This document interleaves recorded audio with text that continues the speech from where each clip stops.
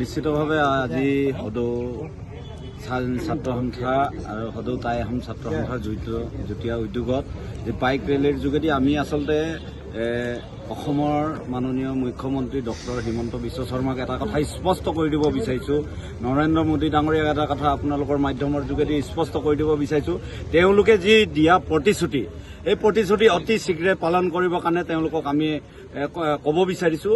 আৰু অন্যথা ইতিমধ্যে আপোনালোকে দেখিছে যে সদৌ টাই আহোম ছাত্ৰ সন্থাৰ লগতে ছাত্ৰ সন্থাই আজি বাইক ৰেলী কৰিলোঁ। এইটোৱে কথা নহয়, আমি অসমত বসবাস কৰা 6 জনগোষ্ঠীৰ যি জনজাতিকৰণ কৰাৰ যি প্ৰক্ৰিয়া আছিলে, চৰকাৰে যি ধৰণে প্ৰতিশ্ৰুতি দিছিলে, এই প্ৰতিশ্ৰুতি তেওঁলোকে আজিলৈকে আগবঢ়াব পৰা নাই। তাৰ কাৰণে আমি চৰকাৰক ধিক্কাৰ জনাইছোঁ আৰু গৰিহণা জনাইছোঁ। আৰু আগন্তুক দিনসমূহত ছাত্ৰ সন্থা আৰু টাই আহোম ছাত্ৰ সন্থাৰ লগতে 6 জনগোষ্ঠী আমি ঐক্যবদ্ধভাৱে সমগ্ৰ অসমতে ইয়াৰ প্ৰতিবাদ সাব্যস্ত কৰা হ'ব। আপোনালোকক আমি অৱগত কৰিম আৰু আমি চৰকাৰক এটা কথা স্পষ্ট কৰি দিছোঁ যে আপোনালোকে সদায় এটা মিছলীয়া চৰকাৰ, আপোনালোকে সকলোৱে সদায় মিছা কথা কৈ আমাৰ মানুহখিনিক জনসাধাৰণৰ পৰা আপোনালোকে যি ধৰণে আপোনালোকে চৰকাৰ অহাৰ আগতে যি ধৰণে প্ৰতিশ্ৰুতি দিছিলে, এই প্ৰতিশ্ৰুতি যদি অতি শীঘ্ৰে পালন নকৰে, আপোনালোকক যি ধৰণে আমি ৰাইজে স্বতঃস্ফূৰ্তভাৱে সমৰ্থন জনাই আপোনালোকক গাদী বহাইছিলোঁ, তেনেধৰণে কিন্তু আমি 6 জনগোষ্ঠী ঐক্য মঞ্চই আপোনালোকক এই গাদীৰ পৰা নমাবৰ কাৰণে আপ্ৰাণ চেষ্টা কৰিবৰ কাৰণে আৰু ইতিমধ্যে আমি হাতত টঙালি বান্ধি লৈছোঁ। কি ক'ব বিজেপি দলটোৱে শাসনৰ গাদীলৈ অহাৰ পূৰ্বে তেওঁলোকে কৈছিল যে কংগ্ৰেছ চৰকাৰে বাৰম্বাৰ জনজাতিকৰণ নামত কৰি অহা প্ৰতাৰণা প্ৰবঞ্চনা চূড়ান্তৰ মিথ্যাচাৰ পৰিণতিত আসলে বিজেপি চৰকাৰে যি প্ৰতিশ্ৰুতি প্ৰদান কৰিছিল বিজেপি দলটোৱে যে শাসনৰ গাদীত বহিলে তেওঁলোকে 6 মাহৰ ভিতৰত টাইমকে ধৰি 6 জনকৈ জনজাতিকৰণ মৰ্যাদা প্ৰদান কৰিব। তেওঁলোকে শাসনৰ গাদীত দুটাকৈ কাৰ্যকাল অতিক্ৰম কৰাৰ পিছতো আজি পৰ্যন্ত মন্ত্ৰী গোটৰ প্ৰতিবেদন তেওঁলোকে দাখিল নকৰিলে, তেওঁলোকে বিশেষজ্ঞ সমিতিৰ প্ৰতিবেদন দাখিল নকৰিলে। তেওঁলোকে 2019 চনত ৰাজ্যসভাত বিলখন উত্থাপন কৰিছিল, কিন্তু একক সংখ্যক গৰিষ্ঠতা থকাৰ পিছতো বিলখন তেওঁলোকে পাছ নকৰিলে। শেহতীয়াকৈ আকৌ পুনৰ কেন্দ্ৰীয় জনজাতি পৰিক্ৰমা মন্ত্ৰী জুৱেল ওৰাঙে কৈছে যে 6 জনগোষ্ঠীৰ জনজাতিকৰণৰ বিষয়টো এতিয়াও আলোচনাত আগবঢ়া নাই। এই কথা বতৰাবিলাকে প্ৰমাণ কৰি দিছে যে বিজেপি চৰকাৰখন, বিজেপি দলটো চূড়ান্ত এটা প্ৰতাৰক দল, এটা মিথ্যাচাৰী দল, চূড়ান্ত বিশ্বাসঘাতকৰ এটা দল। 6 জনগোষ্ঠীক বাৰম্বাৰ কৰি অহা প্ৰতাৰণা প্ৰবঞ্চনা তেওঁলোকে ভুগিবৰ কাৰণে এতিয়া সাজু হৈ থাকক। হিমন্ত বিশ্ব শৰ্মা, অমিত শ্বাহ, নৰেন্দ্ৰ মোদী, সৰ্বানন্দ সোণোৱালৰ চৰম দাম্ভিকতা, চৰম অহমিকা। আগন্তুক যি বিধানসভা আৰু পঞ্চায়ত নিৰ্বাচন তাত সম্পূৰ্ণ আমি টাইম ছাত্ৰ সন্থা আটাইকেইটা 6 জনগোষ্ঠীক প্ৰত্যুত্তৰ দিয়া হ'ব। আজি টঙালি বান্ধিছো আমি আটাইকেইটা দল সংগঠন আজি টাইম ছাত্ৰ সন্থা আৰু অসম স্বাধীন কেন্দ্ৰীয় সমিতিৰ আহ্বান মৰ্মে তিনিচুকীয়া জিলা, ডিব্ৰুগড় জিলা 2খন কমিটিয়ে যৌথভাৱে আজি প্ৰতিবাদী কাৰ্যসূচীৰ পৰা বিজেপি দল আৰু চৰকাৰ সকীয়াই দিছো। আহিবলগীয়া পঞ্চায়ত নিৰ্বাচন আৰু আহিবলগীয়া বিধানসভা নিৰ্বাচনৰ প্ৰাকমুহূৰ্তত যদি আমাৰ আটাইকেইটা জনগোষ্ঠীৰ জনজাতিকৰণ মৰ্যাদা প্ৰদান নকৰে আপোনালোকৰ চৰকাৰখন চূৰ্ণ বিচূৰ্ণ কৰিবৰ কাৰণে আমি সাজু হৈছো। তাৰ কাৰণে আপোনালোকে প্ৰস্তুত হৈ থাকক। দাবী তোলাৰ পাছত সকলো সংগ্ৰামী বন্ধুসকলক চৰকাৰে বঞ্চনা কৰি আহিছে। গাড়ীৰ কাষত আহিবৰ বাবে অনুৰোধ জনাইছো। আপোনালোকে বৃহৎ বাইক ৰেলী উলিয়াইছে, কি ক'ব এই? কংগ্ৰেছে যি ধৰণে প্ৰতাৰিত কৰিছে 6টা জনগোষ্ঠীক বিগত সময়ছোৱাত 15টা বছৰৰ যিটো কাৰ্যকাল আছিলে কংগ্ৰেছে প্ৰবঞ্চনা কৰিলে 6টা জনগোষ্ঠীক। ফলস্বৰূপে যিটো দশা গতিল কংগ্ৰেছৰ আজি অসমৰ পৰা নাইকিয়া হ'ল, ভাৰতৰ দিল্লীৰ পৰা নাইকিয়া হ'ল।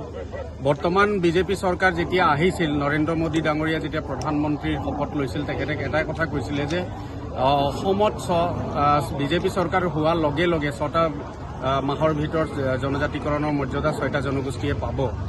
কিন্তু বাৰম্বাৰ দেখা গৈছে যে তেওঁলোকে প্ৰতাৰিত কৰিছে।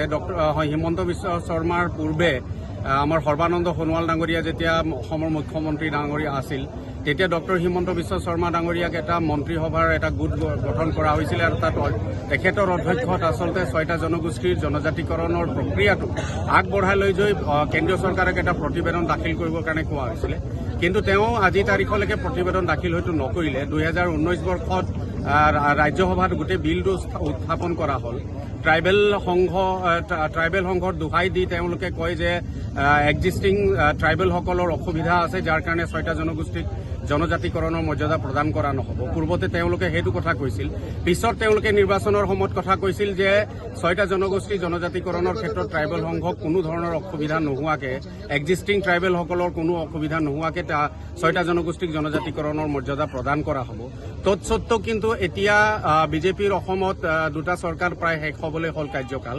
এনেকুৱা এটা সময়ছোৱাতো কিন্তু তেওঁলোকে দেখা গ'ল যে 6টা জনগোষ্ঠীক জনজাতিকৰণৰ মৰ্যাদা প্ৰদান কৰাৰ ক্ষেত্ৰত কোনো ধৰণৰ ব্যৱস্থা লোৱা নহ'লগৈ।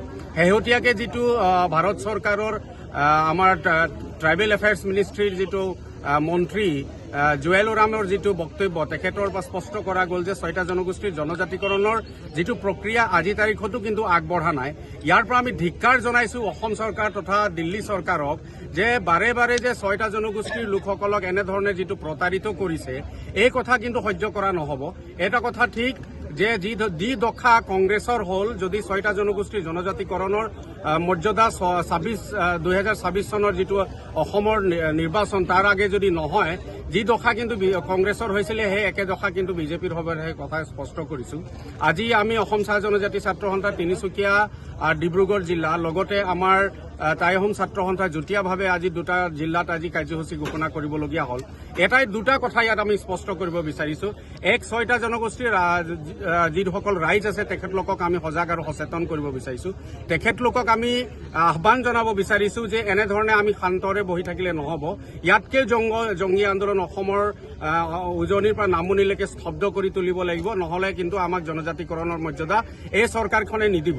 দ্বিতীয়তে অসম চৰকাৰক আমি সকিয়নি প্ৰদান কৰিব বিচাৰিছো আৰু কেন্দ্ৰীয় চৰকাৰক সকিয়নি প্ৰদান কৰিব বিচাৰিছো যে যি জটিলতা দেখুৱাই বা যি কাৰণত বশত নহওক যি ধৰণে তেওঁলোকে প্ৰতাৰণা কৰিব গৈছে সেইটো সম্পূৰ্ণ বন্ধ কৰিব লাগিব। জনজাতিকৰণৰ মৰ্যাদাৰ পক্ষত তেখেতলোকে যিহে নেকি গোটেই ৰাইজক তেখেতলোকে ভোট বিচাৰি পেলাই চৰকাৰ গঠন কৰিছিলে, গতিকে তেখেতলোকৰ প্ৰতিশ্ৰুতি তেওঁলোকে ৰাখক। অন্যথা কিন্তু এই 6টা জনগোষ্ঠীৰ ঐক্যমঞ্চ ঐক্যবদ্ধ সংগ্ৰামে কিন্তু তেওঁলোকক গাদী কিন্তু হেৰুৱাই পেলাব, সেইটো কথা স্পষ্ট। আৰু এটা কথা ক'ব খুজিব বিচাৰিছো, বৰ্তমান চৰকাৰে যিহে নেকি জনজাতিকৰণৰ মৰ্যাদা প্ৰদান কৰাৰ পৰিৱৰ্তে তেওঁলোকে এই 6টা জনগোষ্ঠীৰ জনজাতীয় আন্দোলন, এই আন্দোলনক কিন্তু তেখেতলোকে মুখিমূৰ কৰাৰ এটা প্ৰচেষ্টা চলাইছে। এক শ্ৰেণী জনগোষ্ঠীয় লোকসকলক সুকীয়াকৈ মাতি আনি তেওঁলোকক কোৱা হৈছে যে তেখেতলোকক জনজাতিকৰণৰ মৰ্যাদা প্ৰদান কৰা হ'ব, কিন্তু বাকীখিনিক হয়তো প্ৰদান কৰা নহ'ব। গতিকে যিটো ঐক্যমঞ্চ, সেই মঞ্চৰ পৰা ওলাই আহিব লাগে। এনেকুৱা ধৰণৰ এই 6 জনগোষ্ঠীৰ যিটো জনজাতিকৰণৰ যিটো আন্দোলন, এই আন্দোলনক মুখিমূৰ কৰা, এই আন্দোলনক কিন্তু নাইকিয়া কৰাৰ যিটো প্ৰচেষ্টা, বিভাজনমুখী যিটো প্ৰচেষ্টা কৰা হৈছে, এই কথা কেতিয়াও 6 জনগোষ্ঠীৰ ঐক্যমঞ্চে সহ্য নকৰে। স্পষ্ট কৰি দিব বিচাৰিছো, যদিহে 6টা জনগোষ্ঠীক জনজাতিকৰণ মৰ্যাদা প্ৰদান কৰে, একেলগে কিন্তু কৰিব লাগিব 6টা জনগোষ্ঠীক পৃথকভাৱে দিয়া প্ৰদান, এনেকুৱা ধৰণৰ মিছা প্ৰলোভনো দি পেলাই আমাৰ সংগ্ৰামক কিন্তু এনেকুৱা মুখিমূৰ কৰাৰ প্ৰচেষ্টাৰ পৰা বিৰত থাকক আৰু তেখেতলোকৰ প্ৰতিশ্ৰুতি তেওঁলোকে ৰাখক। নহ'লে ডক্টৰ হিমন্ত বিশ্ব শৰ্মা আৰু নৰেন্দ্ৰ মোদী কিন্তু কংগ্ৰেছৰ দৰে একে দশা হ'ব, সেই কথাটো আমি স্পষ্ট কৰি দিছো।